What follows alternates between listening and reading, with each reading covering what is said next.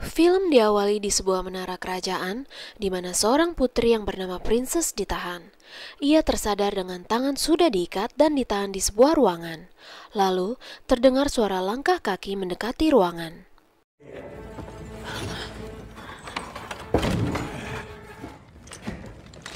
I haven't been close to the princess before. Dua orang penjaga berniat melakukan aksi bercocok tanam dengan Princess. Salah seorang mendekat lalu tiba-tiba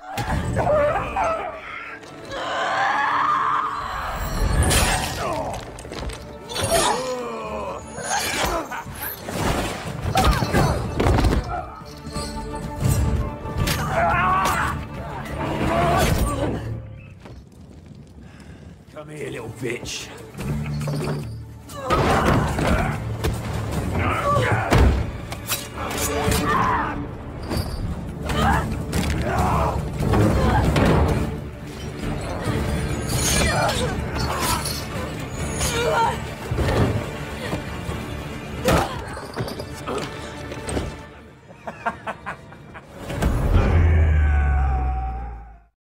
Ternyata dengan mudah Princess dapat mengalahkan dua orang penjaga tersebut. Lalu, ia menatap dari jendela menara dan terlihat seluruh keluarganya sudah ditangkap. Para penjaga telah dikalahkan dan pintu istana dikunci dari dalam. Lalu muncullah pemimpin dari kelompok tersebut, ia berjalan mendekati sang raja.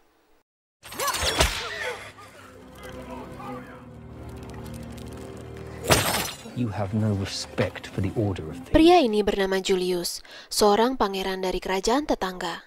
Dia selalu ditemani panglima perangnya yang bernama Moira.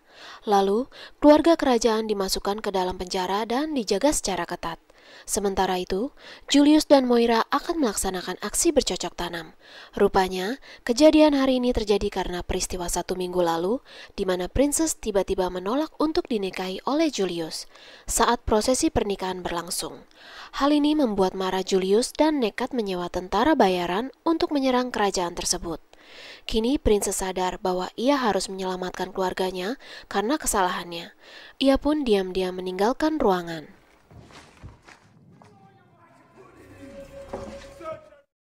Princess dengan hati-hati menuruni anak tangga, namun tiba-tiba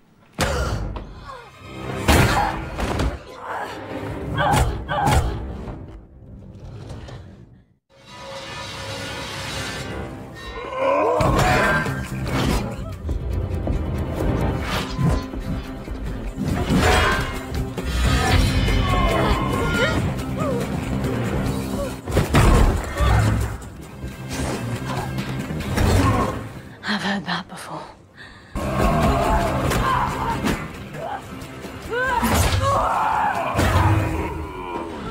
Princess terlihat dengan mudah mengalahkan prajurit yang berbadan besar. Rupanya sejak kecil, Princess telah berlatih kungfu dan dilatih oleh seorang master kungfu yang bernama Lin. Ia terus berlatih walaupun sang ibu telah melarangnya.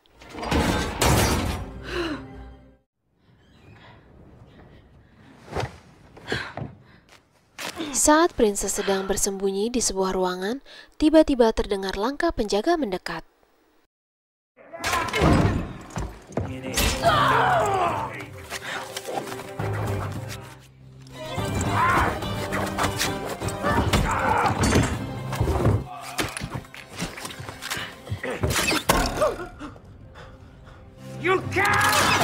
Lagi-lagi dengan mudah, Princess dapat mengalahkan dua orang tersebut.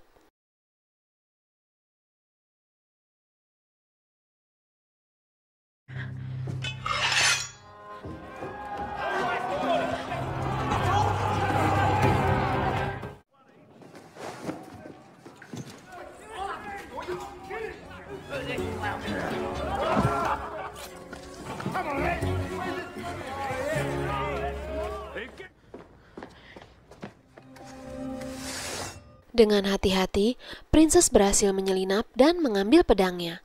Lalu, ia teringat saat ia berlatih dengan pedang tersebut.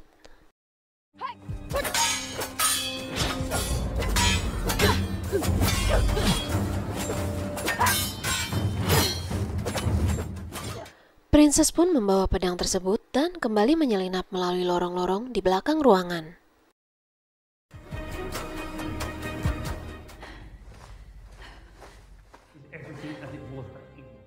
Tiba-tiba Princess mendengar suara Julius dan Moira yang akan melakukan aksi bercocok tanam. Princess akan menyerang dari balik tembok, namun ternyata salah satu penjaga datang. The king is asking for you. Rupanya sang raja meminta waktu untuk berbicara dengan Princess. Namun, Julius menolak dan memasukkannya kembali ke dalam penjara. Sementara itu, Princess memasuki sebuah ruangan.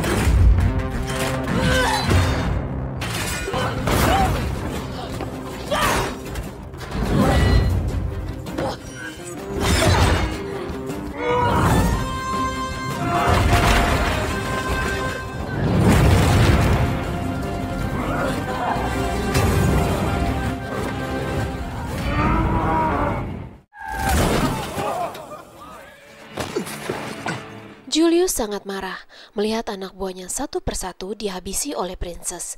Lalu, ia memerintahkan Moira untuk menangkap Princess kembali.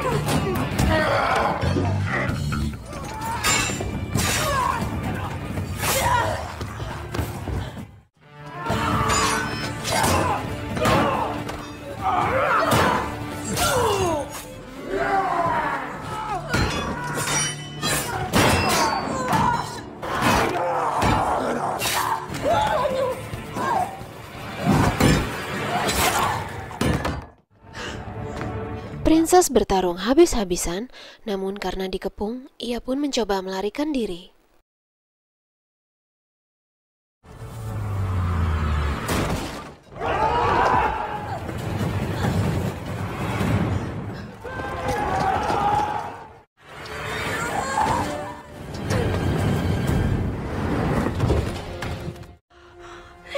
Princess. Akhirnya Princess bertemu dengan Lin, guru kungfunya. Mereka pun bekerja sama untuk menghabisi para penjaga yang lain. Mereka tiba di ruangan dapur dan terlihat 3 orang musuh di sana. Sebelum menyerang, Lin berpesan kepada Princess. Patience and focus. 3 orang tersebut memaksa salah satu juru masak untuk bercocok tanam.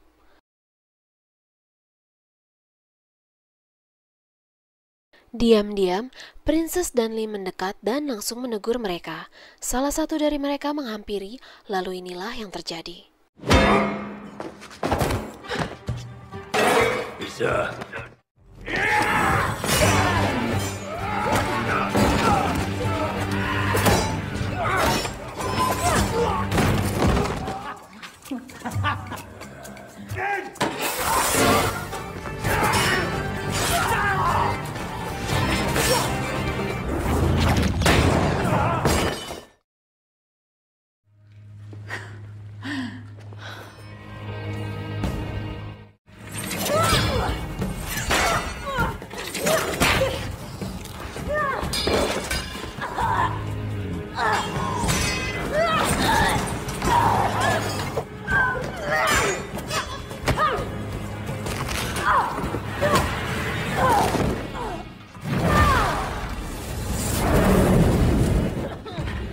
Tiba-tiba Moira muncul, dan Lin menyuruh Princess untuk melarikan diri melalui saluran air, sementara ia akan menghadapi Moira.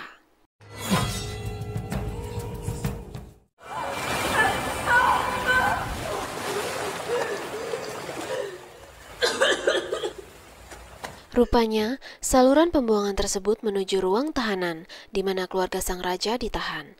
Princess pun langsung bergerak membebaskan mereka. Win!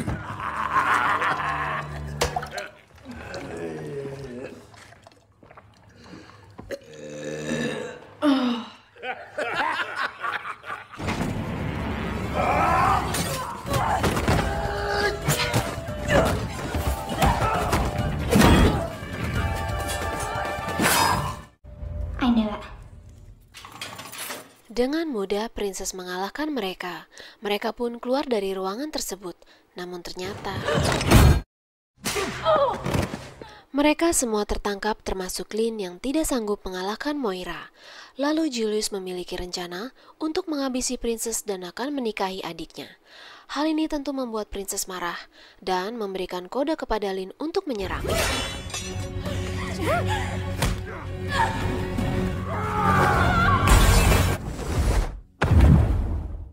Lin berhasil membawa kabur adiknya, sementara Princess terlempar ke sebuah danau.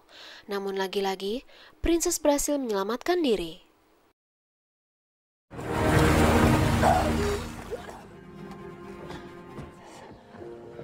You survive.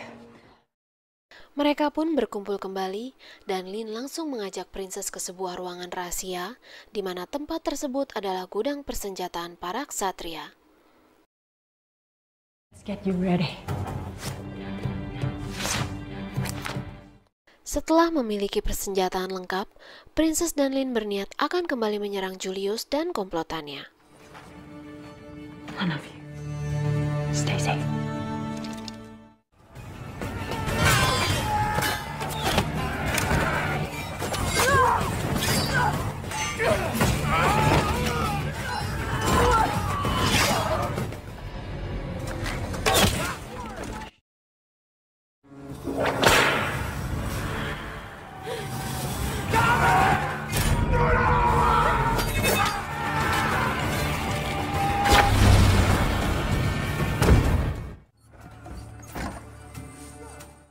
Diam-diam, adik Princess datang dan membebaskan para tahanan. Namun apes, ia tertangkap. Julius datang memerintahkan pendeta untuk menikahi dirinya dengan adik Princess. Sementara itu, Princess dan Lin masih bertarung melawan para penjaga.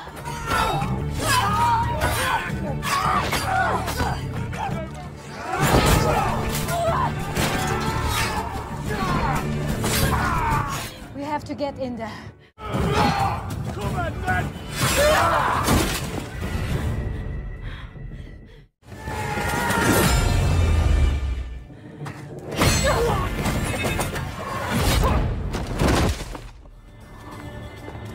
Take her!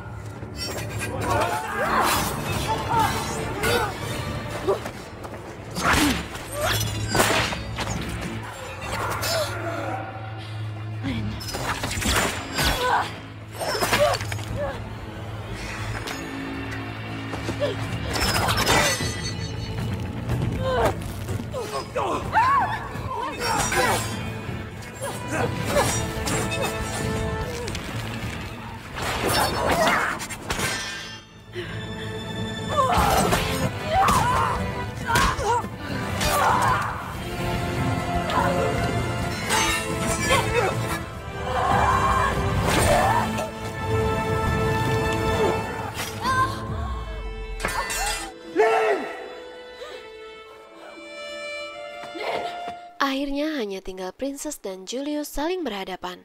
Dengan penuh amarah, Princess menatap tajam ke arah Julius, dan pertarungan pun terjadi.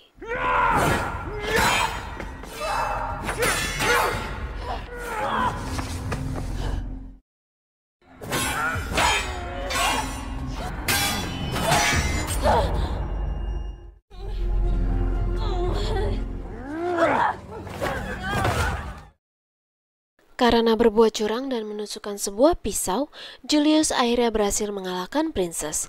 Ia pun akan mengeksekusi Princess di depan anggota keluarganya. Namun ternyata inilah yang terjadi.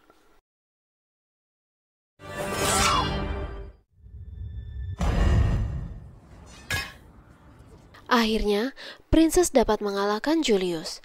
Ia pun mengembalikan mahkota kerajaan kepada ayahnya.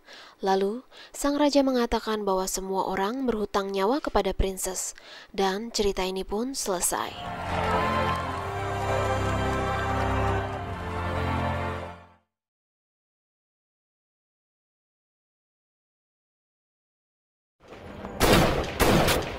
Film diawali dengan memperlihatkan seorang bocil yang sedang berlatih menembak dengan kakeknya. Lalu sang kakek menyuruhnya untuk menembak target yang sesungguhnya adalah seorang yang sedang menjadi target buruannya dan sedang diikat di pohon untuk menjadi sasarannya. Tanpa rasa ragu dan belas kasihan, sang bocil langsung menembak target tersebut.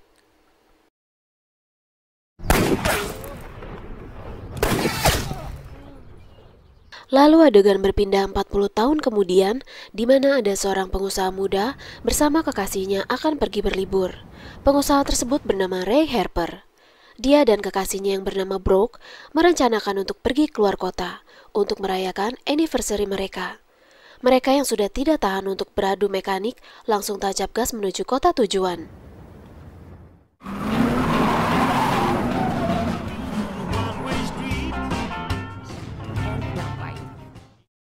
Perjalanan berjalan lancar dan kondusif, sampai pada siang harinya, mereka melintas di sebuah kota kecil dan harus berhenti sejenak untuk mengisi bahan bakar.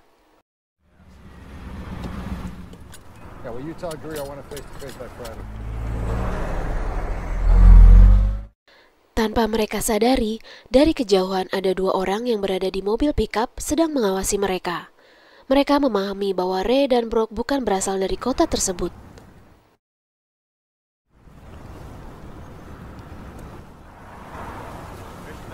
Lalu seorang polisi keluar dari minimarket dan menatap mobil pickup tersebut.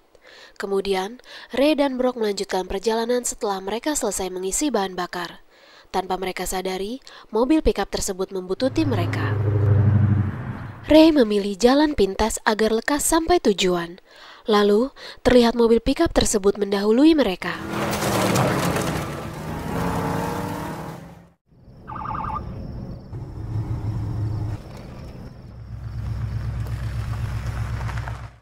Tiba-tiba polisi yang tadi berada di pom bensin menilang mobil Ray. Dengan alasan, Ray melewati batas kecepatan. Ia pun langsung meminta SIM dan menyuruh Ray keluar dari mobil. Ray yang pada awalnya menolak, akhirnya menurut untuk keluar dan polisi tersebut menggeledah mobil Ray. Lalu, di laci mobil Ray, polisi tersebut menemukan sebuah pistol, dan Ray menjelaskan bahwa pistol tersebut digunakan hanya untuk membela diri. Lalu tiba-tiba, mobil pickup tersebut kembali datang dan berhenti tepat di belakang mobil mereka. Lalu polisi tersebut menyerahkan pistol Ray kepada salah satu dari mereka. This is crazy. I want to speak to your superiors. We haven't done anything. Open your mouth one more time, I'm going to shoot you in the head.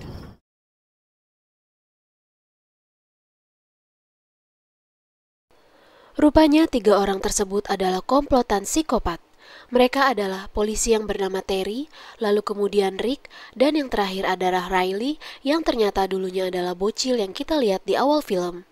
Mereka seringkali menculik orang asing yang melintasi kota mereka.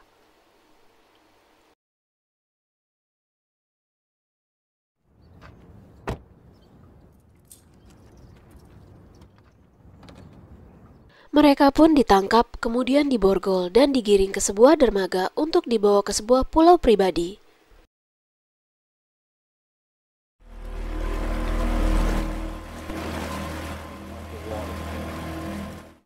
Pulau kecil tanpa penghuni itu dengan sengaja mereka gunakan untuk menyiksa dan membunuh para korbannya dengan cara diburu. Tak lama kemudian, mereka telah sampai dan Riley berpesan kepada pemilik kapal untuk menjemput mereka lusa nanti. Sesampainya di pondok, Ray mencoba bernegosiasi dengan Riley dan memberikan jamnya yang bernilai cukup mahal untuk ditukar dengan kebebasan mereka. Namun, Riley dengan tegas menolak penawaran tersebut dan tetap tidak melepaskan mereka. Stop sandbagging it, honey.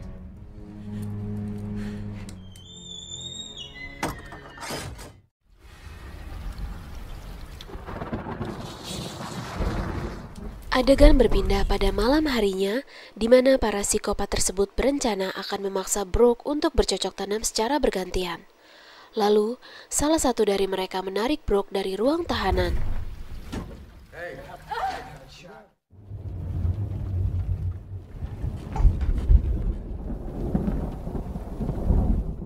Sungguh malam yang berat untuk Brooke, di mana rencana liburan yang telah mereka rencanakan berubah menjadi malam yang mengerikan ketika dirinya di-unboxing secara bergantian oleh para psikopat tersebut.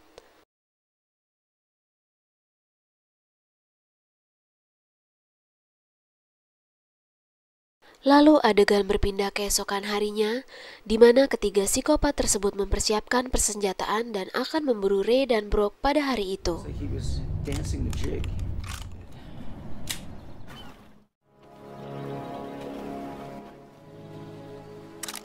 Sungguh biadab, mereka mengambil gambar Ray dan Brock sebagai koleksi buruan mereka. Lalu tak lama kemudian, Riley menegaskan kepada mereka bahwa tak ada cara apapun untuk bisa kabur dari pulau tersebut. Lalu Rick menembak dan menyuruh mereka berlari ke arah hutan.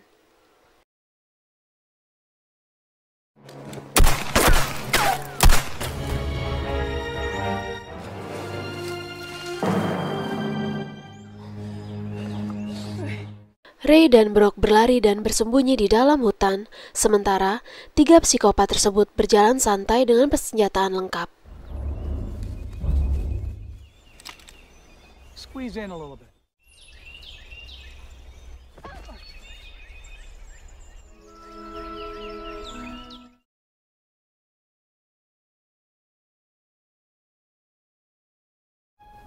I don't. I'll take that bet. I don't see anything. What do you say, Rick? 1 jam pun berlalu, para psikopat tersebut memutuskan untuk berpencar dalam pemburuan mereka. Kesempatan itu digunakan oleh Ray untuk mengambil sebuah ranting pohon dan berencana akan menyerang salah satu dari mereka.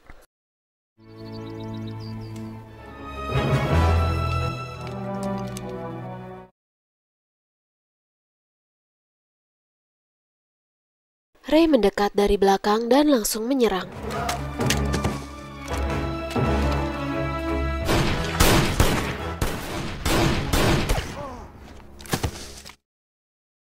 Sungguh apes, salah satu psikopat yang lain melihat hal tersebut dan langsung menembak Ray. Ray menyuruh Brock untuk berlari, sementara dengan biadab mereka mengabadikan foto Ray yang sedang sekarat sebagai trofi buruan mereka. Lalu Riley datang dan langsung menghabisi Ray.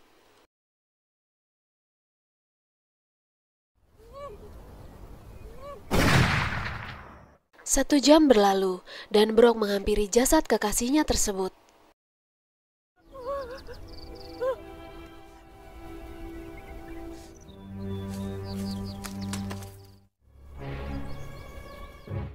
Perburuan pun berlanjut, namun Brock berhasil mengambil senjata salah satu dari mereka.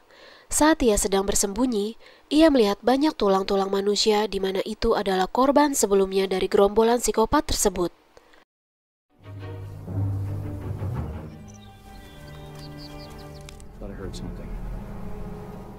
Brock yang berhasil menghindar, kemudian menuju ke pondok dan melengkapi dirinya dengan persenjataan lain.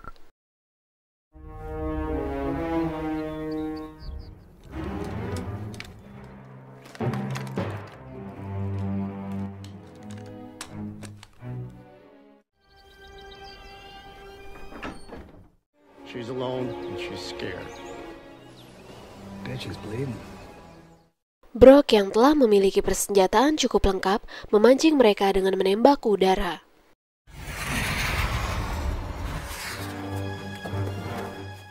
Mereka bertiga pun menuju ke arah Brock, namun Brock telah bersembunyi dan mengincar mereka dari kejauhan.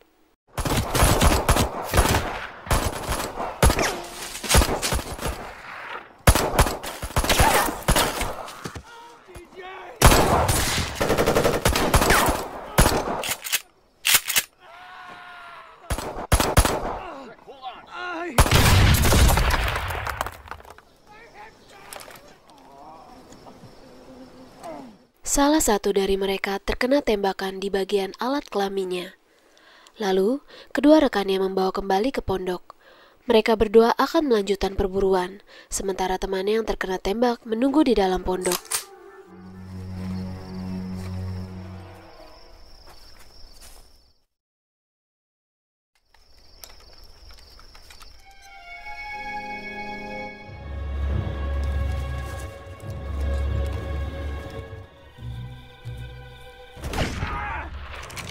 Get up.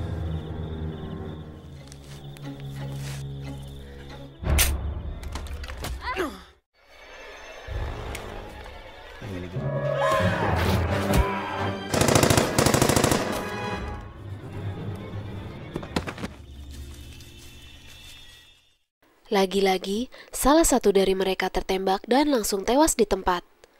Lalu Riley kembali ke pondok dan menghampiri Rick yang sedang sekarat. Tanpa rasa belas kasihan, ia langsung menembak mati temannya.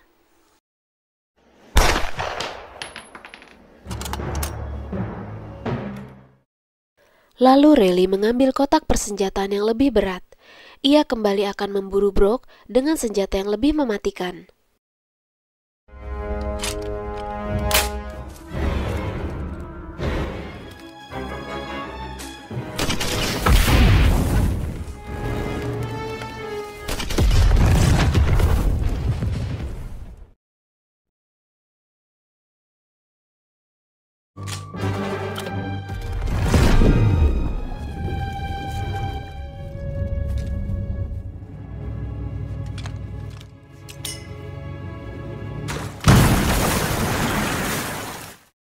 Karena Riley mengira telah membunuh Brooke, ia pun kembali ke pondok.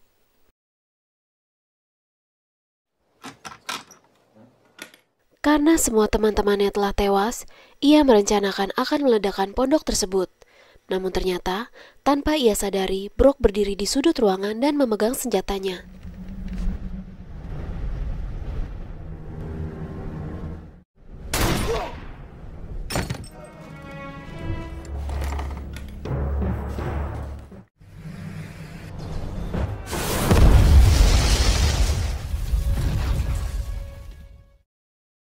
Adegan berpindah keesokan paginya, di mana Brooke telah menguburkan kekasihnya Ray.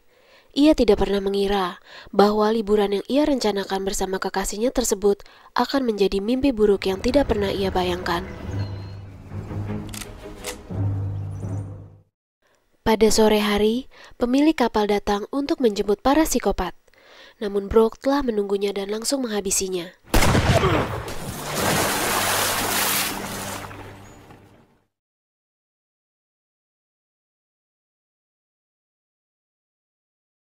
Film diawali dengan diperlihatkan seorang petarung cilik yang bernama Cat. Tiba-tiba seorang wanita menghampirinya dan membujuknya untuk ikut dengannya. Wanita tersebut bernama Madam M. Ia menjanjikan Cat akan dilatih menjadi petarung hebat dan nantinya menghasilkan banyak uang. Akhirnya Cat tertarik dengan ajakan Madam M. Akhirnya Cat dibawa ke sebuah pulau dengan menggunakan helikopter. Terlihat beberapa anak lain sudah berada di pulau tersebut. Ternyata Cat tidak sendiri. Dia bersama dua anak lain dan salah satunya tiba-tiba meminta untuk kembali pulang. I want my mommy. You can't tell me what to do. Madam M dengan santuy tidak melarang dan mempersilahkan anak tersebut untuk pulang. Namun ternyata inilah yang terjadi. Alright, you can go now. Anak tersebut berlari kembali ke arah helikopter dan tiba-tiba akhirnya mereka semua dikumpulkan. Sang pelatih memberitahu bahwa jangan pernah mencoba kabur dari pulau tersebut karena pulau tersebut dilengkapi dengan CCTV dan penjagaan yang ketat. Lalu adegan berpindah pada malam hari di tempat yang berbeda. Seorang agen federal sedang meneliti beberapa kasus anak hilang yang memiliki kesamaan, yaitu anak-anak tersebut memiliki latar belakang bela diri. Agen tersebut bernama Jack. Lalu adegan berpindah kembali keesokan harinya di pulau tersebut di mana latihan telah dimulai. Ready? Go! Ready? Go! Mereka dilatih bela diri untuk dijadikan pembunuh bayaran profesional. Latihan fisik mereka jalani setiap harinya, tanpa jeda istirahat ataupun hari libur. Lalu pada malam harinya terlihat Cat yang ada di awal film sudah mendapatkan teman baik bernama Charlene. Mereka berjanji untuk saling menjaga satu sama lain. Waktu pun berjalan sampai 10 tahun kemudian, mereka masih tetap berlatih seperti saat mereka datang di pulau tersebut. Madam M sesekali datang ke pulau tersebut untuk memeriksa keadaan mereka. Mereka juga diajarkan ilmu teknologi dan jurus paling mematikan, yaitu membunuh dengan menghancurkan tulang belakang. Selain belajar menembak, mereka juga diajarkan bersikap sebagai wanita yang elegan dan dapat beradaptasi dengan situasi apapun. Nah, ini dia guys, Cat and Charlene yang sudah beranjak dewasa. Lalu adegan berpindah pada sore hari, di mana mereka telah selesai berlatih. The water's so nice. This is our fate together. Come on, let's go. Cat dan Charlene selalu berdiskusi setiap selesai berlatih.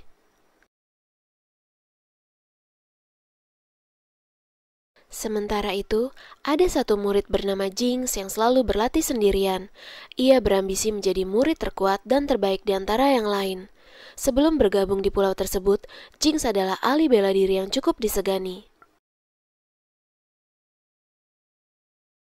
Lalu pada suatu hari, tiba-tiba Madam M datang dan mengadakan ujian. Mereka diharuskan bertarung dengan sebuah regu yang telah disiapkan. Dan Madam M memberikan support kepada mereka. Good luck, ladies.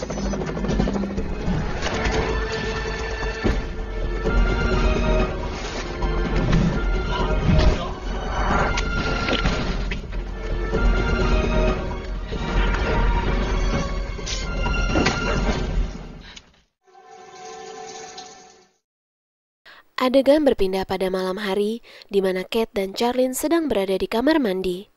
Charlene masih merasa syok, karena ini pertama kalinya ia membunuh seseorang. Namun Cat selalu menguatkan Charlene agar tetap kuat dalam menjalani semuanya. Lalu adegan berpindah pada malam hari, di mana mereka sedang santuy setelah berlatih. Mereka bertukar pikiran tentang apa saja yang mereka pelajari hari ini, namun tanpa diduga, tiba-tiba Madam M datang, dan inilah yang terjadi.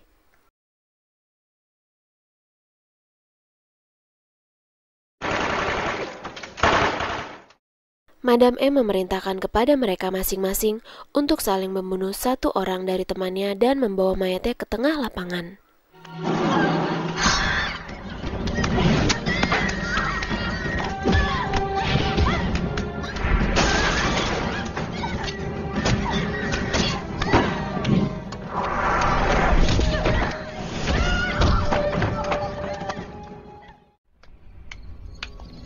Congratulations, ladies. Take a good look around you.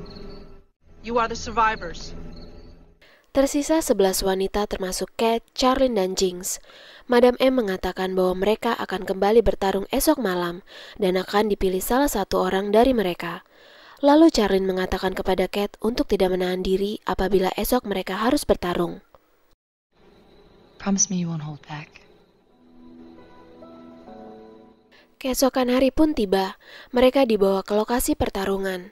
Madam M memberikan peraturan bahwa petarung nomor 1 dan 2, siapapun yang menang akan menghadapi petarung nomor 3 dan 4. Lalu, siapapun yang berhasil bertahan akan menghadapi petarung nomor 5, 6, 7, dan begitu pun seterusnya. Salah satu dari mereka pun segera merespon. But that's not fair! You have no choice. Madam M langsung menyuruh mereka untuk mengambil nomor dan bersiap untuk bertarung. Choose one and accept your fate. Semua peserta telah mengambil nomor, dan Cat mendapatkan nomor pertama. Ia pun langsung berpesan pada Charlene untuk tidak pernah melupakannya. Charlene hanya terdiam dan inilah yang terjadi. She took my number. I'm supposed to go first! Tanpa diduga, Charlene menukar nomornya dengan Cat. Ia pun menjadi petarung nomor 1. Madam M memberi aba-aba dan pertarungan pun dimulai. Do not disappoint me.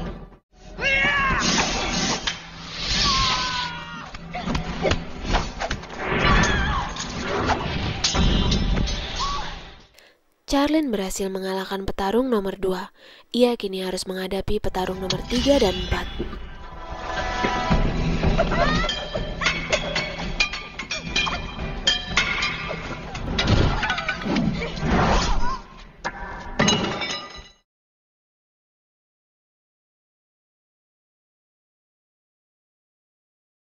Charlene kembali berhasil menang. Ia kini harus menghadapi petarung nomor 5, 6, dan 7.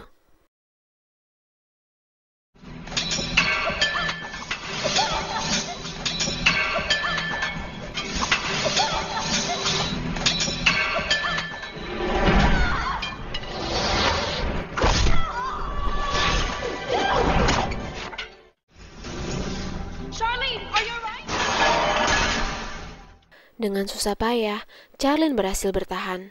Kini pertandingan final ia harus menghadapi 4 orang. Namun tentu saja, Kate membantu Charlene dan akan melawan 3 orang petarung lain. Salah satu petarung mengajak Jinx untuk bekerja sama. Lalu tiba-tiba inilah yang terjadi.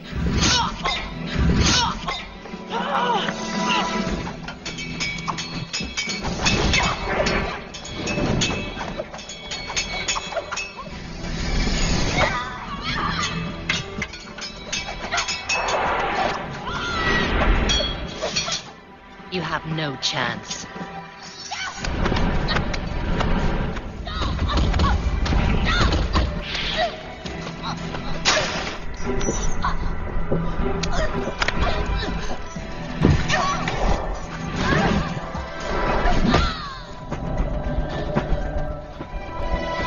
Please.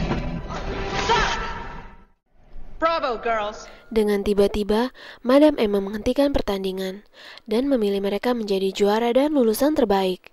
Lalu adegan berpindah pada malam harinya, di mana mereka diundang makan malam bersama Madam M. Beliau mengatakan bahwa mereka akan dikontrak selama 5 tahun menjadi pembunuh bayaran dengan bayaran yang cukup tinggi. Tiba-tiba, mereka merasa pusing karena minuman yang telah mereka minum rupanya sudah dicampur dengan obat penenang. Lalu 3 orang laki-laki muncul dan Madam M menyuruh mereka untuk bercocok tanam dengan para gadis tersebut. Hal ini bertujuan agar mereka tidak ragu lagi menjalankan tugas mereka dengan metode bercocok tanam. Lalu adegan berpindah 2 tahun kemudian, di mana mereka telah menjadi pembunuh bayaran yang sangat mematikan. Mereka tersebar di seluruh dunia dengan berbagai identitas.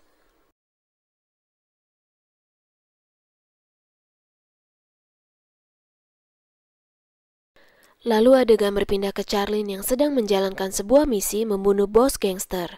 Dengan metode bercocok tanam, ia berhasil menjalani misinya. Dengan mudah, ia mengelabui bos gangster dengan menggunakan kecantikan dan keahliannya di atas ranjang.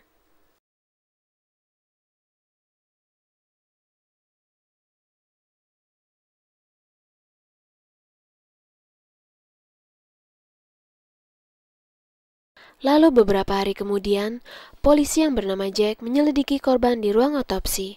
Salah satu anak buahnya mengatakan bahwa ada DNA seorang wanita yang berada di lokasi kejadian. DNA tersebut cocok dengan salah satu anak yang hilang 10 tahun lalu, yaitu Charlene. Lalu detektif Jack langsung mendatangi rumah orang tua Charlene yang berada di Hong Kong. Ia pun langsung menemui ibu Charlene yang sedang berdoa.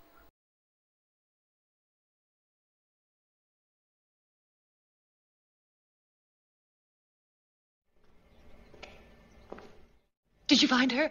Jake mengatakan jika Charlene terlibat sebuah kasus pembunuhan.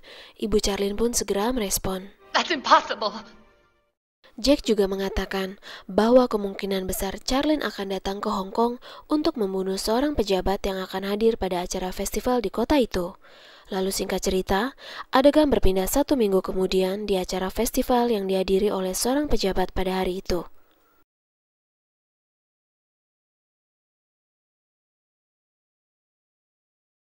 Nah, ini dia guys, pejabat tersebut yang akan membuka festival pada hari itu. Festival tersebut berjalan lancar dan kondusif. Terlihat Jack dan ibu Charlene sedang berada di sana melihat pembukaan acara festival. Dan terlihat Charlene muncul dengan sebuah senjata dan akan menghabisi pejabat tersebut. Mata Charlene terlihat tajam, lalu kemudian inilah yang terjadi.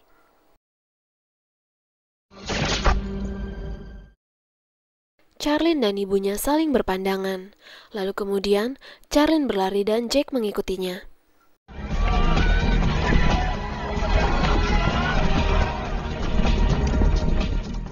Di dalam sebuah truk es, mereka pun berhadapan. Lalu Jack mengatakan bahwa ia mencari Charlene. Namun Charlene mengatakan bahwa ia bukanlah yang Jack cari. Kemudian truk tersebut melaju dan inilah yang terjadi.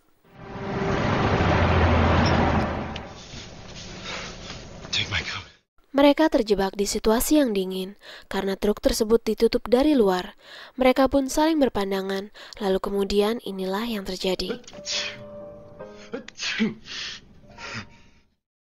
Jack mengatakan bahwa ia ingin menangkap Madam M, agar tidak ada lagi gadis-gadis kecil yang diculik dan bernasib sama seperti Charlie. Jack berharap Charlene dapat membantunya menemukan Madam M, lalu tiba-tiba...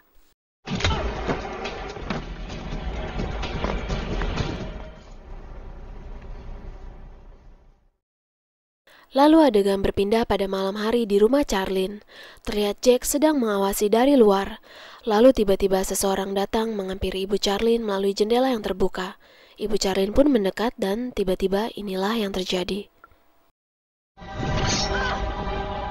Rupanya bukan Charlene yang datang, melainkan Jinx yang ditugaskan oleh Madam M untuk membunuh Ibu Charlene.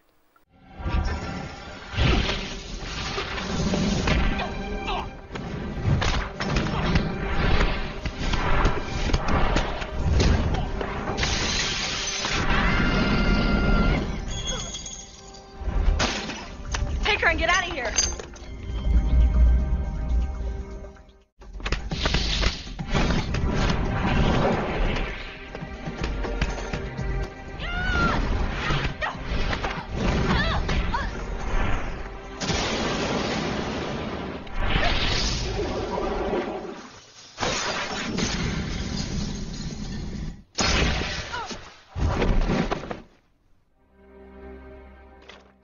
Beruntung, Charlene tiba-tiba datang dan berhasil mengalahkan Jinx dan menyelamatkan ibunya. Lalu Jack membawa Ibu Charlene ke rumah sakit terdekat.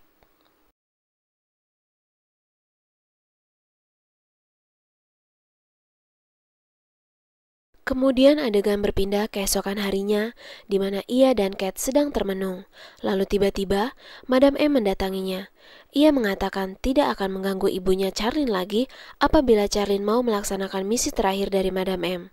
Charlene pun menyetujui hal tersebut. I'll take it. That's my girl. Misi tersebut adalah membunuh seseorang bernama Kenji. Dengan uang bayaran yang cukup banyak, Madam M memerintahkan Charlene dan Cat untuk bekerja sama. Lalu sesampainya di lokasi, ternyata mereka telah dijebak. Madam M telah dibunuh oleh seseorang bernama Ryuichi, dan kini Cat dan Charlie juga sedang diincar. Shit, it's a trap. Mayat Madam M diperlihatkan di dalam layar, lalu tiba-tiba dilemparkan ke arah mereka.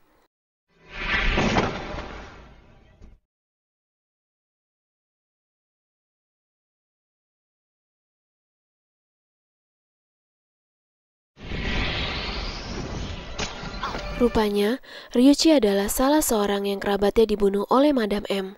Ia langsung menembak dengan senjata bius dan mengenai Charlene. Namun, Charlene berhasil meloloskan diri dengan melompat ke sebuah truk sampah. Namun apes, Cat tertangkap oleh Ryuichi. Malam itu juga, Charlene menghubungi Jack. Ia mengatakan bahwa akan berusaha menyelamatkan Cat esok hari. Lalu ia berpesan pada Jack agar ia menjaga ibunya, karena kemungkinan besar ia tidak akan selamat.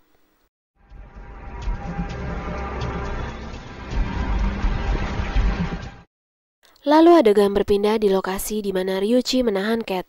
Ia dikurung di dalam kotak kaca lapis baja dan Charlie tidak dapat menyelamatkannya. And I will always be with you.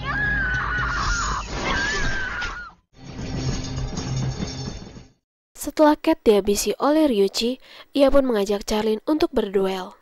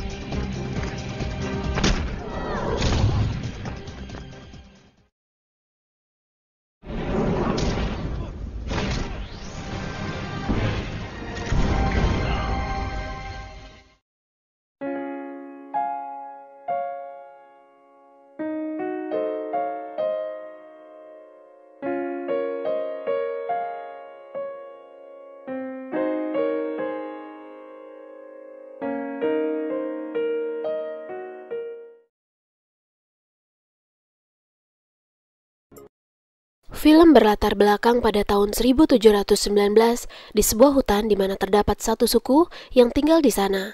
Suku tersebut bernama suku Comanche.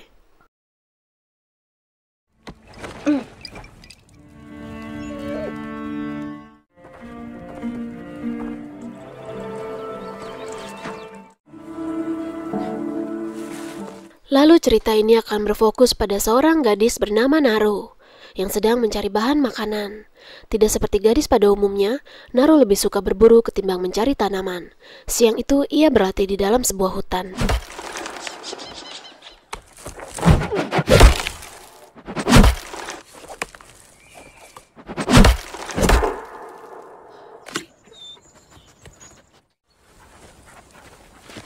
Lalu ia dan anjingnya mengendap-endap mendekati seekor rusa yang akan mereka buru.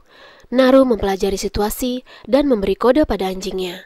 Namun tiba-tiba, suara gemuruh dari angkasa mengagetkan rusa tersebut.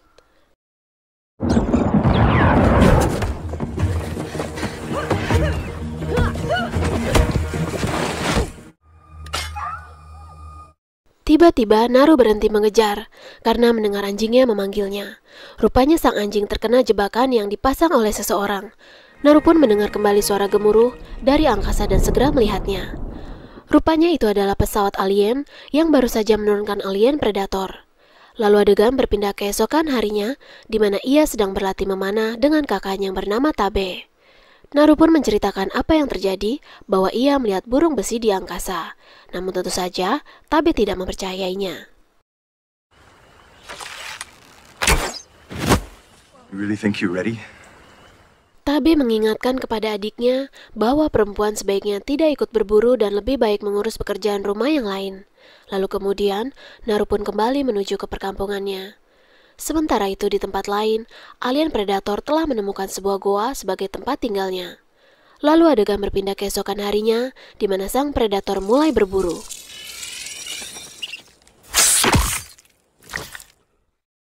Alien tersebut mulai memangsa makhluk hidup yang berada di sekitarnya. Contohnya ular ini yang menjadi korban pertamanya.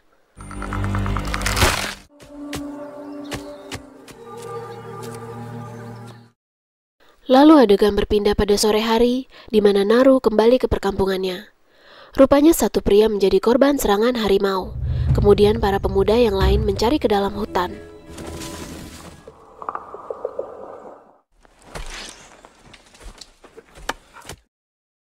Diam-diam Naru mengikuti para pemuda tersebut. Lalu Tabe menyuruhnya untuk kembali dan tidak mengikuti mereka. Namun tentu saja, Naru bersikeras untuk tetap ikut. Akhirnya mereka menemukan pemuda tersebut yang ternyata adalah komandan mereka berburu. Lalu Naru memberikannya obat untuk mengurangi rasa sakit. Sementara pemuda lainnya membuat tandu untuk membawanya kembali. Naru diperintahkan Tabe untuk ikut kembali, namun tentu saja Naru menolaknya. Kini mereka bertiga akan mencari harimau tersebut. Come on.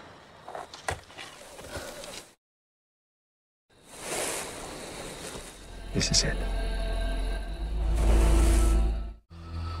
You've never faced a lion. Mereka mengatur strategi dan Tabe bersembunyi untuk menyerang dari kejauhan. Sementara Naru dan satu pemuda lainnya akan menunggu di atas pohon. Namun tiba-tiba...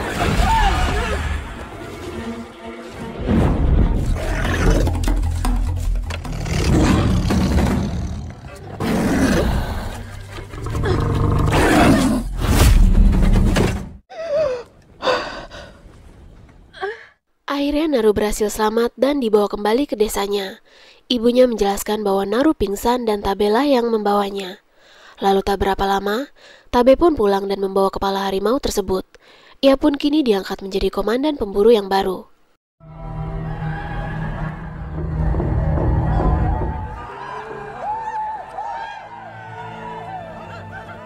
Lalu adegan berpindah pada pagi harinya, di mana Naru berniat mencari keberadaan kapal alien yang ia lihat. Diam-diam ia memisahkan diri dari rombongan para wanita, yang pagi itu akan pergi mencari bahan makanan. Lalu di dalam hutan, ia menemukan darah alien di sebuah ranting pohon. Kemudian ia juga melihat jejak kaki alien predator tersebut. Ia pun mengukurnya dengan sebatang ranting, dan melanjutkan latihan untuk mengasah keterampilan berburu.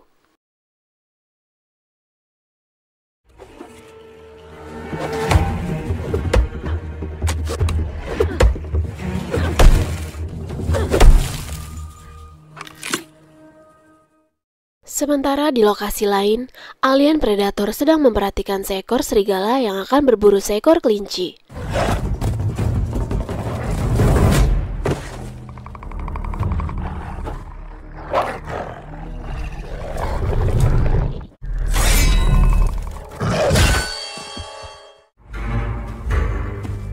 Rupanya alien predator hanya menyerang makhluk hidup yang memiliki kemampuan untuk berburu.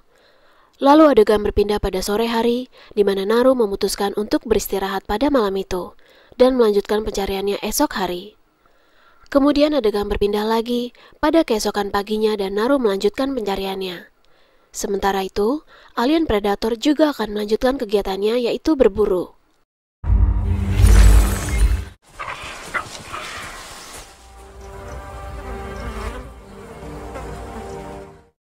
Di tengah pencariannya, Naru menemukan banyak makhluk hidup yang telah dibantai oleh alien tersebut. Ia pun menuju ke arah sungai untuk mencari air.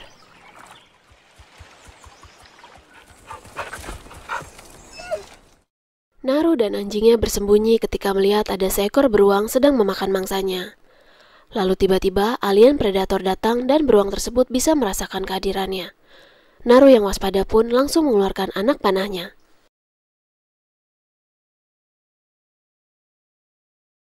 Tiba-tiba tali panah Naru terlepas dan beruang itu melihatnya.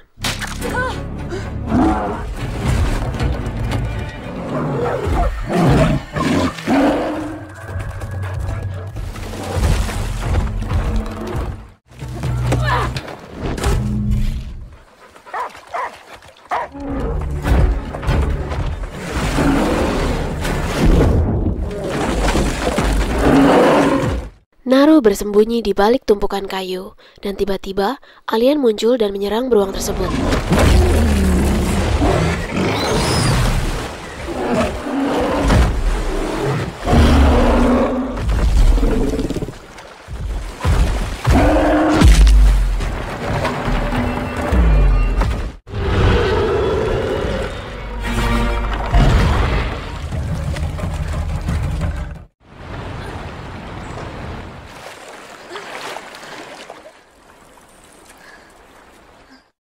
Naru berhasil meloloskan diri dengan berenang dan terbawa aliran sungai.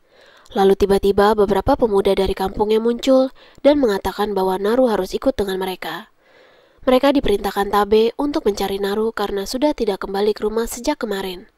Tiba-tiba alien predator muncul dan mengikuti mereka.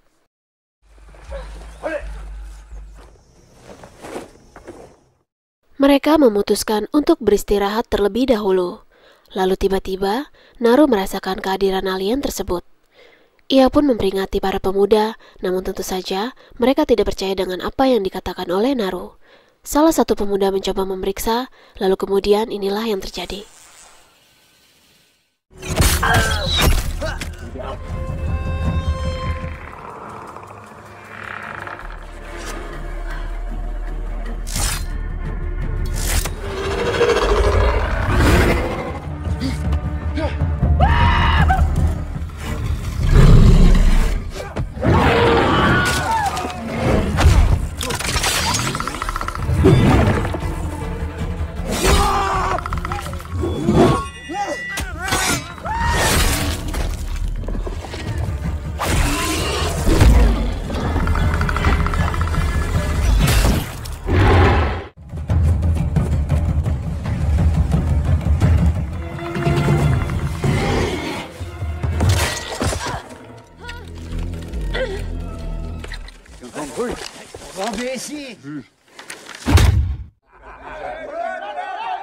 Naru berhasil lolos dari alien tersebut, namun malah tertangkap oleh kelompok pemburu yang ternyata juga sedang mengejar alien itu. Salah satu dari mereka bertanya pada Naru, namun Naru juga tidak mengetahui asal-usul alien tersebut. Sortez-lui de la sacrée pointe! Tu vas nous aider. Are you hurt? Rupanya, Tabe sudah terlebih dahulu tertangkap, dan kini mereka dijadikan umpan untuk memancing alien tersebut. Mereka diikat di sebatang pohon, dan dari kejauhan para pemburu itu mengawasi. Namun tanpa mereka sadari, justru alien predator lebih leluasa menghabisi mereka. Qu'est-ce qui arrive? Là-bas!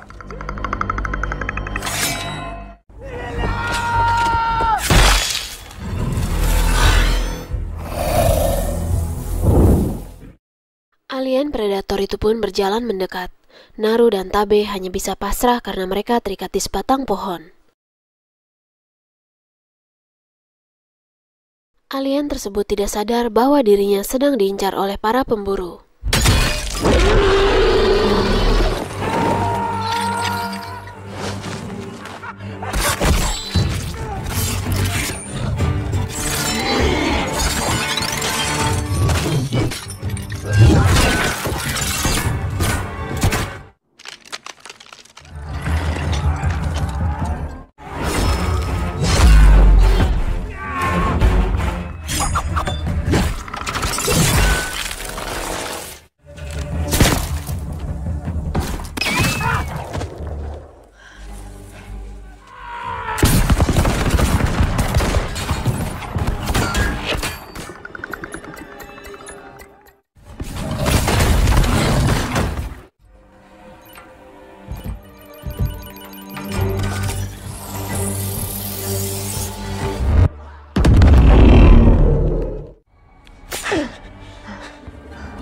Where are you going?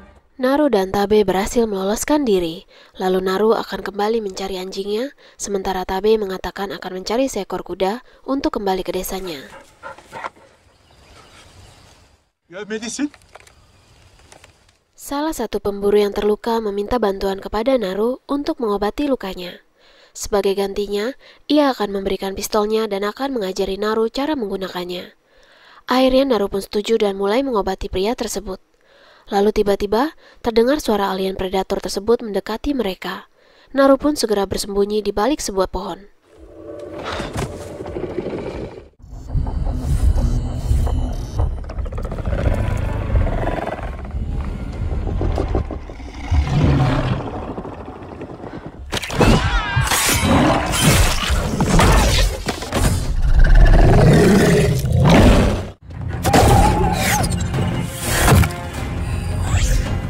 Tiba-tiba Tabe menyerang dan helm milik alien tersebut terlempar. Dari situ Naru mengetahuinya bahwa sistem persenjataan dan pertahanan alien tersebut terletak pada helmnya.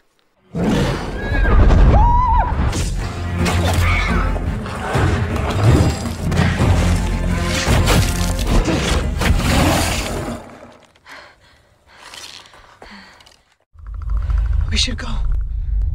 This is as far as I go.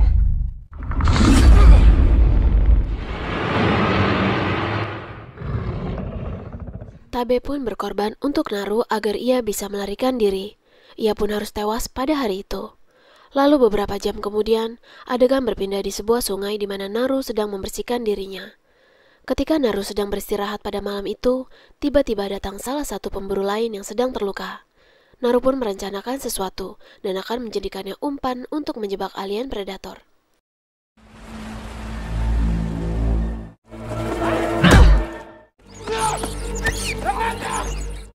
Pemburu itu pun tersadar dan sudah diikat oleh Naru di sebuah pohon. Naru pun menyediakan sebuah senapan untuk pemburu tersebut. Namun tentu saja, Naru tidak mengisinya dengan peluru. Ia mengatakan pada pemburu itu bahwa alien predator yang akan datang membunuhnya.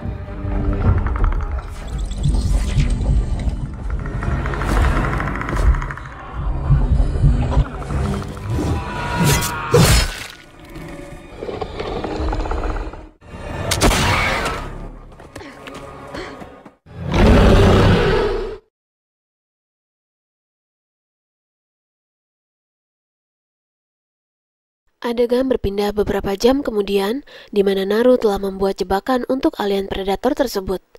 Sementara itu, alien tersebut mencari Naru dengan mengikuti jejaknya. Namun tanpa ia sadari, justru Naru telah menunggunya.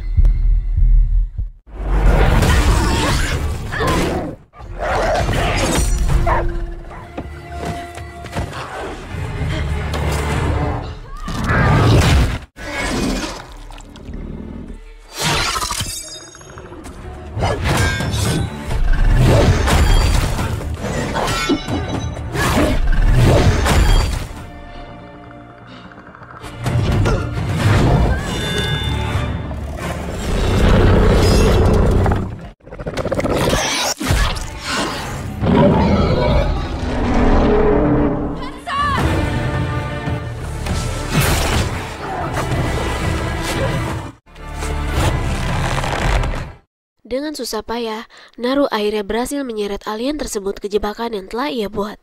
Ia pun menunggu momen di mana alien tersebut akan menembaknya. Ia tidak berusaha menghindari tembakan tersebut. Do it.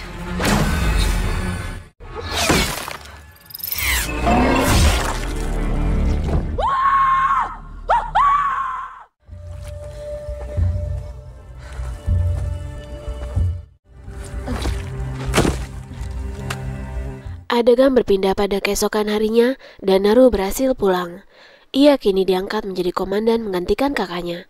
Dan film pun selesai.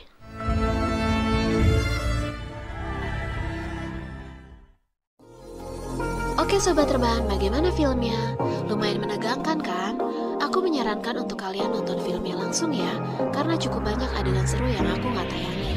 Akhir kata dari Sekilas Sinema, jaga kesehatan selalu dan terima kasih sudah menonton video ini. Oh iya, jangan lupa untuk subscribe dan nyalakan loncengnya ya, agar tidak ketinggalan update terbaru dari channel ini.